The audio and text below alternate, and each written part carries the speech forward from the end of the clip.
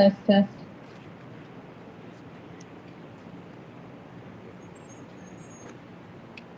Test, test.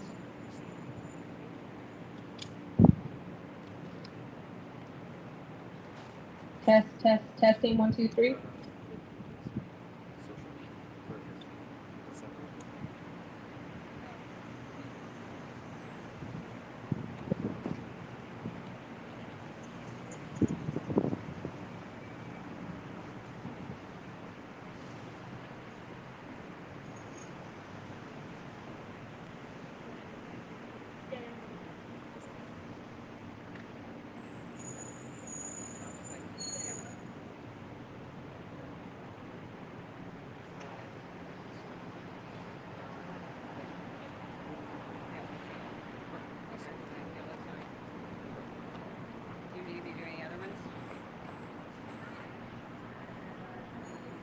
You brought me down here for my phone. You get it now. Yes. It's 100% what I needed. Otherwise, I don't even know how I check.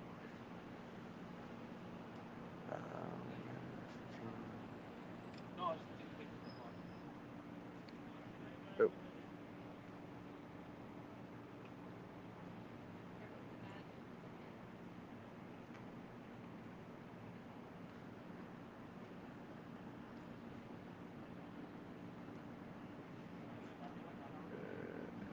Let's see.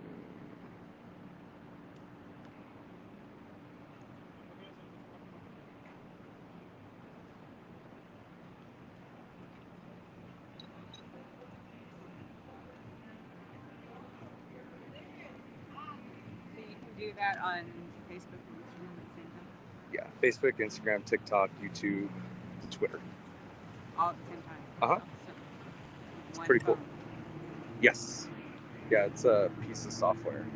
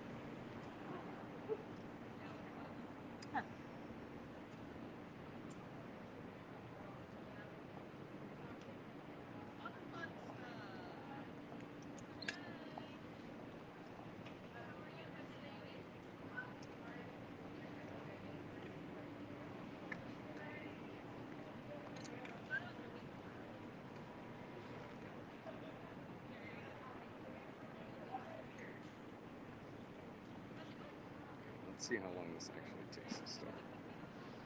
I feel like I started streaming too early. And it's got a little lag on it. Oh, that's fine. I think that'll be okay. We have more people tuning in. I don't know if I think we have a lot more people coming in from TikTok. Okay. Which is cool. But TikTok's back up.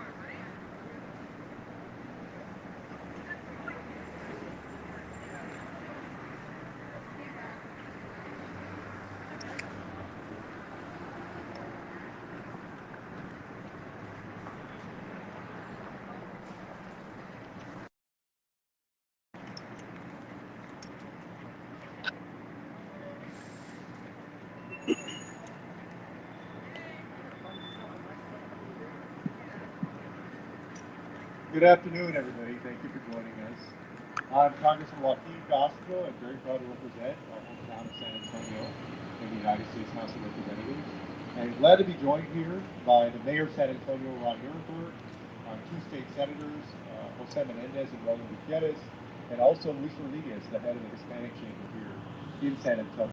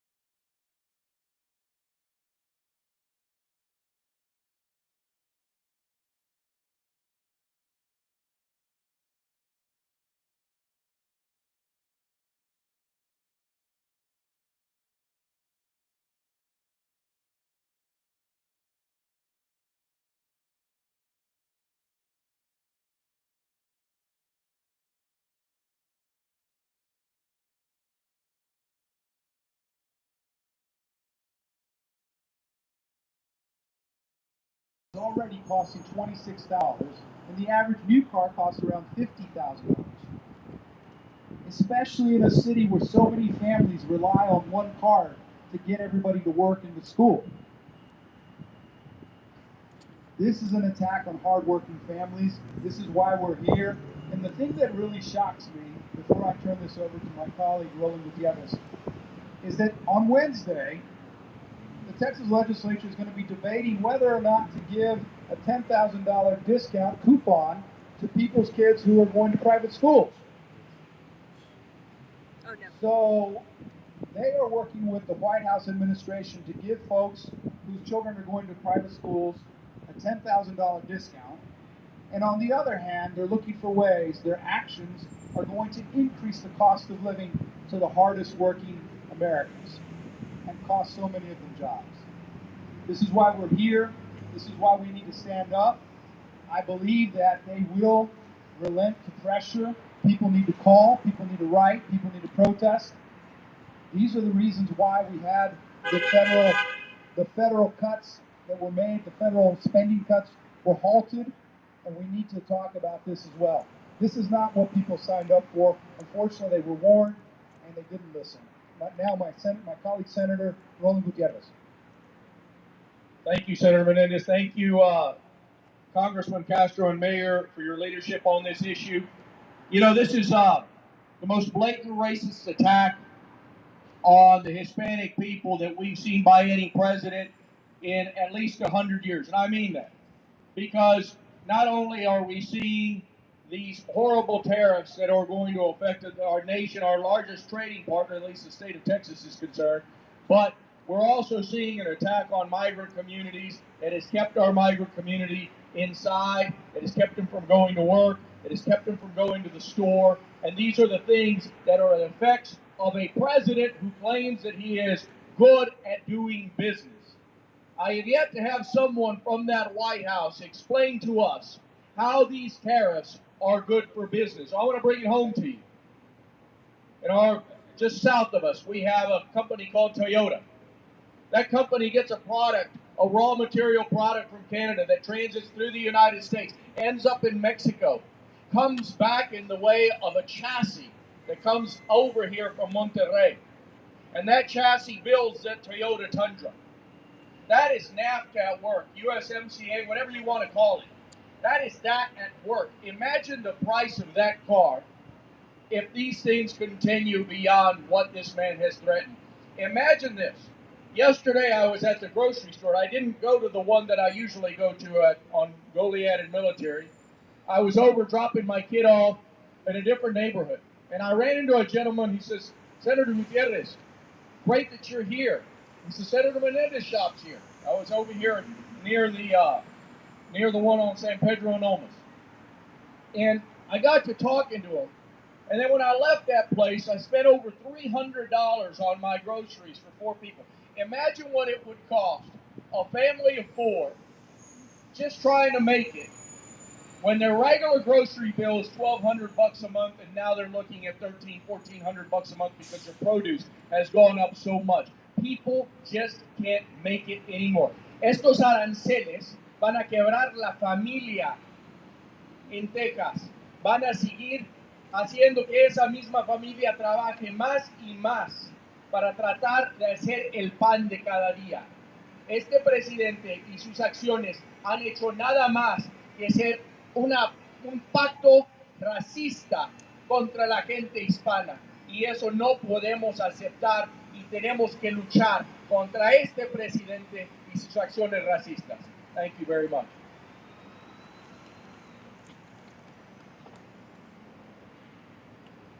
All right, y'all, we'll open it up for a few questions if y'all have them. As you have a question, please let me know your name and also what outlet you're with. Yep. Yeah, what's your outlet? Yep.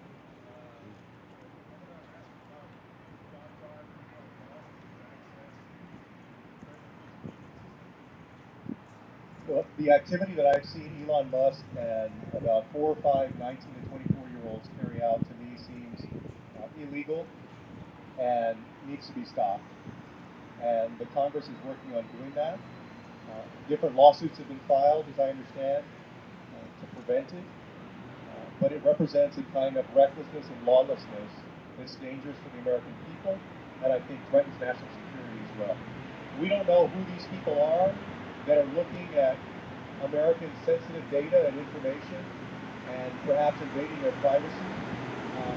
We don't know who they are that are looking at America's classified material. And none of that has been laid out or explained by the administration or by Elon Musk or the committee itself. And so it's incredibly problematic and it needs to stop.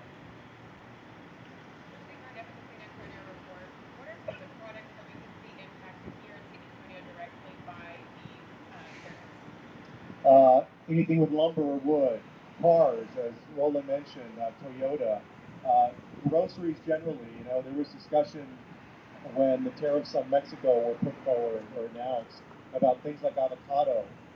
So people are going to see their prices go up. And then what I'm fearful of also is this.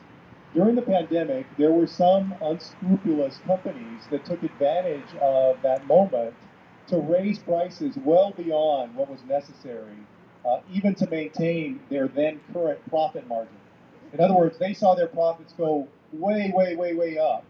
They were seizing that moment of the pandemic, not only because of supply chain, legitimate supply chain problems, but they were taking advantage of the American people to raise prices.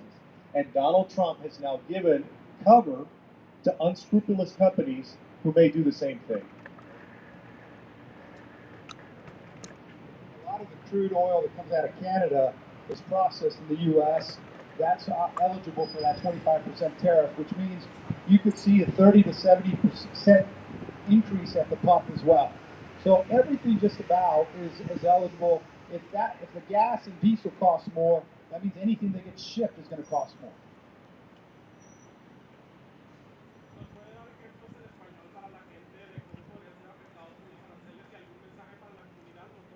Sí, claro. Mira, como dijo el senador Gutierrez, este ataque racista del presidente Trump es obvio que le importa muy poco cómo le afecta a la familia.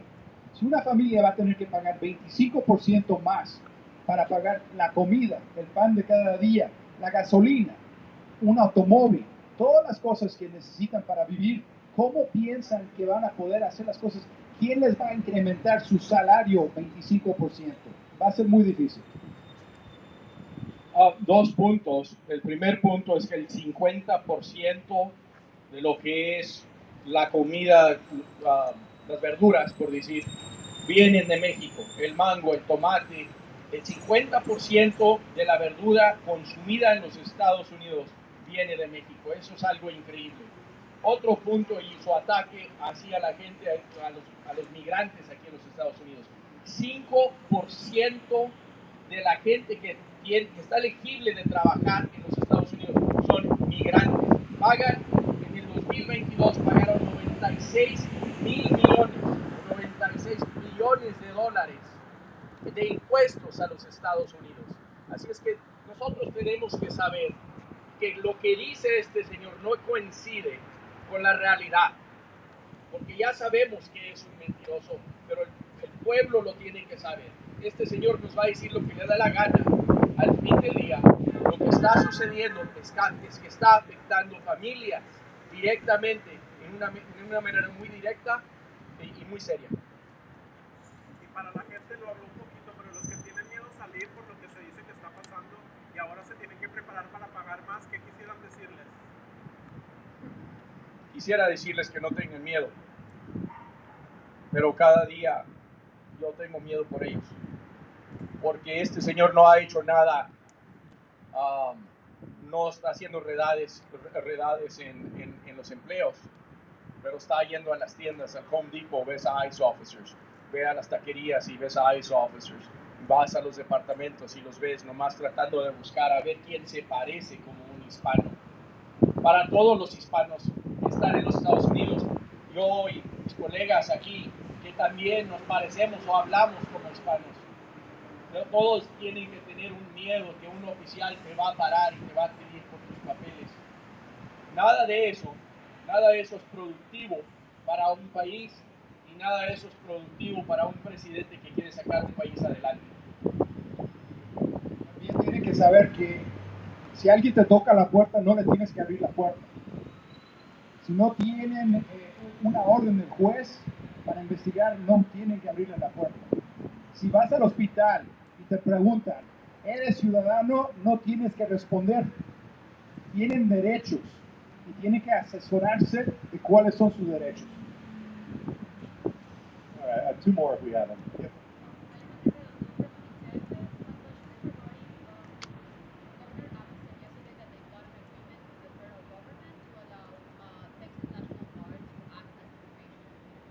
So I was wondering what you think that consequences that could have for the communities, especially migrant communities, in the borderlands in general, state resources. Well, I think it's dangerous for the officers themselves because they haven't been trained in this work.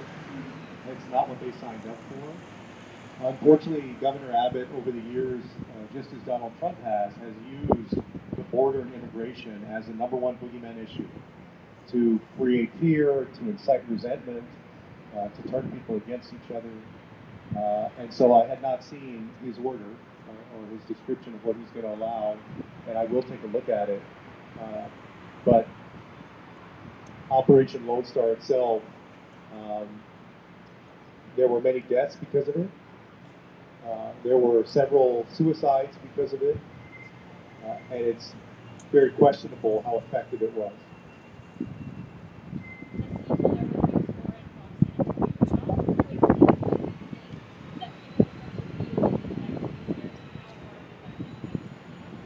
Well, over the weekend, I was told by someone who deals in food distribution to grocers that grocers this morning or today were getting a notice about a bunch of prices on different items going on. And so I expect that even though those Mexico tariffs have been put on hold for 30 days, that people will still start to see their grocery prices go up.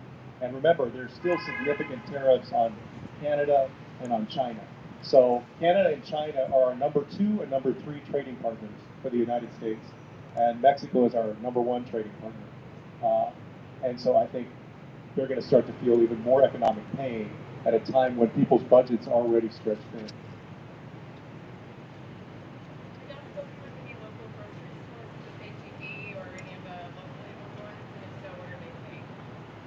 We have reached out, but for now, I'm going to keep the conversations private. But as you can imagine, there's incredible concern all around. I think most good, conscientious businesses don't want to have to raise their prices on people. And because of course, they want to be profitable themselves, and it's going to be less customers for them, and they don't want to have to raise prices. But there's a lot of concern. This is a town where a lot of people are already living on the margins. It's not a town with a lot of people with a lot of money. So people are already struggling to make it month to month. And then if you add on another $100, $150 to their grocery bill, it's hard for a lot of families. I was on a Zoom call earlier and speaking to the food bank and mentioned that their work will become even more important now because as prices go up, you're going to see more people having to turn to organizations like the food bank to make ends meet and to be able to support their families as the economy gets tougher for them. Trump ran on saying he was going to lower prices. That was one of the reasons why he got into office. And now he's saying, well, people are going to feel a little pain. So it sounds like he's going to care about the prices or how it affects people. One of the things that strikes me, and Roland hit on it, he's called himself a businessman, right? He says he's the best businessman. He said they're going to pay us what they owe us. You also need to remember one of the problems with a lot of us, sometimes we have short memories. Right? He also said he was going to build a wall and Mexico was going to pay for it. He doesn't care. Bottom line is, in the business world, when he does things and he doesn't pay his contractors, which he has a long history of not paying his contractors on his construction sites. He's been sued time and time again. This is just like that. I want to do what I want to do, whatever the price is. Doesn't matter who gets hurt. So, yeah, he said one thing. I mean, you heard it earlier. There's a long litany of places where he's shown us that he's a liar. And so it doesn't surprise me. All right, y'all. Thank you so much.